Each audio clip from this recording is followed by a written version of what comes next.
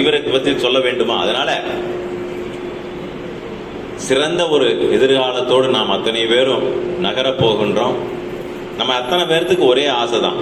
நம்ம பாரதிய ஜனதா கட்சி ஆட்சிக்கு வருகின்ற பொழுது முதல் கையெழுத்தை போடக்கூடியது நம்முடைய தலைவர் அண்ணாமலையாக. அது எல்லா இடத்திலும் அதுக்கான தகுதிப்படக்கூடிய ஒரு தலைவர். எத்தனையோ தலைவர்கள் இருந்திருக்கின்றார்கள். கிட்டத்தட்ட நான் ஒரு 7-8 தலைவர்களோடு பயணித்திருக்கின்றேன். சகோதரர் நந்தகுமார், பாலகுமார் அவர்கள் எல்லாருமே இங்க இருக்கக்கூடிய சீனியர் எல்லாருமே கிட்டத்தட்ட ஒரு 8-9 பேர்த்த பார்த்திருப்போம்னு நினைக்கிறேன். மாநிலத்தினுடைய தலைவர்கள் எல்லாருமே கடினமாக உழைக்கக்கூடிய நபர்கள். எல்லாருமே இந்த திராவிட பாறைக்கு அவங்க பங்குக்கு வேட்டு வச்சுட்டு இருந்தாங்க.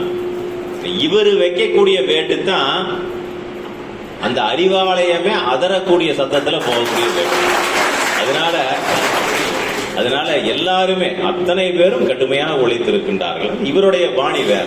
அதனால இன்னைக்கு எந்த பத்திரிகைகளை திருப்பினாலும் சரி, இது ஆங்கில பத்திரிகைகளா இருந்தாலும் சரி, டெல்லியில இருக்கக்கூடிய நபர்கள்கிட்ட பேசினாலும் சரி, என்னப்பா பண்ண போறீங்க? ஆந்திராவில் இருக்க கூப்பிட்டு என்னப்பா பண்ண போறீங்க? காரணம் கேரளாவில் இருக்கிறான் அவன் நம்ம கட்சிக்காரன், அவனுடைய வேலையை விட்டு போட்டு தமிழ்நாட்டில் என்னப்பா நடக்குதுன்னா எவ்வளவு பெரிய எதிர்பார்ப்பு. எல்லாத்தையும் விட்டு நான் யோசனை பண்றேன்.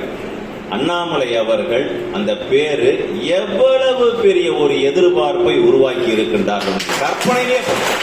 கற்பனையிலேயே பண்ணி பார்க்க முடியாது, செய்து பார்க்கின்ற முடியாத அளவுக்கு கடினமாக உழைத்து கொண்டு போய் நிறுத்தி இருக்கின்றார்கள். இனி அடுத்த கட்டத்துக்கு நிச்சயமாக எல் முனை அளவு கூட யாருக்கும் சந்தேகம் இருக்கக்கூடாது.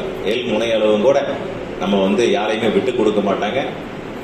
அத்தனை உயரத்துக்கு கொண்டு போய் நிறுத்த போகின்றார்கள் என்று சொல்லி இதே அரங்குல வாய்ப்பு இறைவனோட அருள் இருந்ததுன்னா இதே அரங்குல 2026 எலெக்ஷன் முடிச்சதுக்கு பிறகு பாரதிய ஜனதா கட்சி இல்லாமல் அது எப்படி நடக்கும், எங்க நடக்கும் எல்லாமே நீங்க மாநில தலைமைக்கு விட்டுருங்க, தேசிய தலைமைக்கு விட்டுருங்க, நம்முடைய பிரதமர் நரேந்திர மோடிக்கு விட்டுருங்க.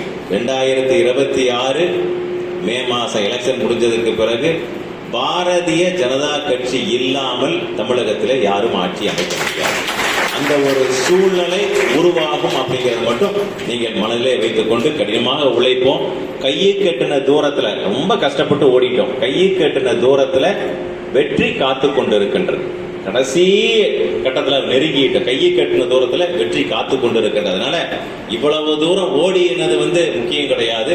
கடைசியாக இருக்கக்கூடிய இந்த ஒரு ஆண்டு காலம் எவ்வளவு தூரம் கடினமாக நம்ம மனதார உழைக்கின்றோமோ அதுதான் நமக்கு பலனை தரும் என்று சொல்லி 2026 சென்ட் ஜார்ஜ் கோட்டையிலே காவி கொடி பறக்கின்ற அந்த காட்சியை அத்தனை பேரும் பார்க்க போகணும் என்று சொல்லி நன்றி பாராட்டி விடைபெறுகின்றேன். நன்றி வணக்கம்.